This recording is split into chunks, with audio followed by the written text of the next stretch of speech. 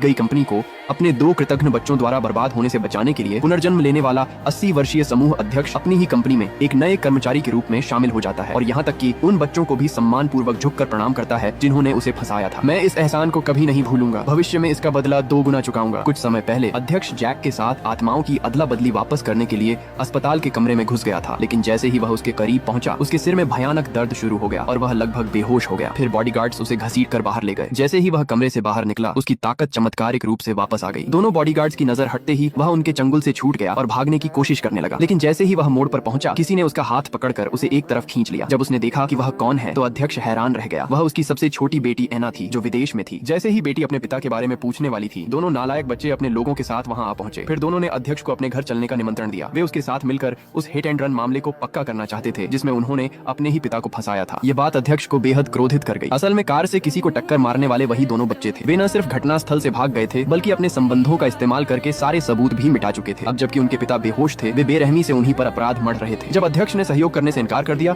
तो बेटे ने उसे एक जगह बंद कर दिया और पैसों से खरीदने की कोशिश की। अध्यक्ष को यह सब बेहद विडंबनापूर्ण लगा। जैसे जैसे घटनाएं आगे बढ़ती गईं, अधिक से अधिक लोग समूह के मुख्यालय के बाहर इकट्ठा होकर पीड़ित जैक के लिए न्याय की मांग करने लगे। इसीलिए दोनों बच्चों को स्थिति संभालने के लिए वापस लौटना पड़ा। उसी समय एक रिपोर्टर ने अचानक कहा, कुछ लोगों का कहना है कि गाड़ी आप दोनों में से किसी एक ने चलाई थी। सैन्य सेवा से छूट, शोध प्रबंध में धोखाधड़ी के आरोप, विदेश में बच्चों के होने को लेकर विवाद और 50 अरब वॉन के अवैध विदेशी रियल एस्टेट निवेश, क्या इन सभी घोटालों को आपके पिता ने ही नहीं दबाया था? आप क्या कह रहे हैं? ये सब हमारे पिता की करतूत थी। हम तो बस बेबस बच्चे हैं। हमारे पास न तो मना करने की शक्ति थी और न ही विरोध करने की। बेटी ने पत्रकारों के सामने ही सारा दोष अपने पिता पर डाल दिया। बेटा समझ नहीं पाया कि वह ऐसा क्यों कर रही है, क्योंकि उनके पिता किसी भी समय होश में आ सकते थे और अगर ऐसा हुआ तो वे दोनों बर्बाद हो जाते। लेकिन बेटी बिल्कुल चिंतित नहीं थी क्योंकि उसने पहले ही तय कर लिया था कि उसके पिता हमेशा के लिए सोते रहेंगे। जिस अस्पताल में उनके पिता भर्ती थे वह उसके पति का था और उसके पति ही उनके पिता के इलाज की जिम्मेदारी संभाल रहे थे। इतना ही नहीं, उसने पुलिस को भी रिश्वत दे दी थी। अगर वे किसी तरह पीड़ित का मामला निपटा देते तो पूरा समूह उनका हो जाता। इस बीच कैद में रखा गया अध्यक्ष सुरक्षा कर्मियों की नजर बचाकर विला के एक गुप्त दरवाजे से बाहर निकल गया। उसने एक कार ली और समूह के मुख्यालय पहुंच गया। वहां उसने बाहर चल रहे विरोध प्रदर्शन देखे